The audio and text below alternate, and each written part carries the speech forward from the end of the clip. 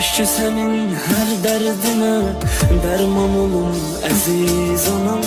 Bu dünyada inan mənə, sen yaşamaq səbəbimsən. Sensiz ömrü neyləyirəm, sen döyünən ürəyimsən. Bu dünyada inan mənə, sen yaşamaq səbəbimsən.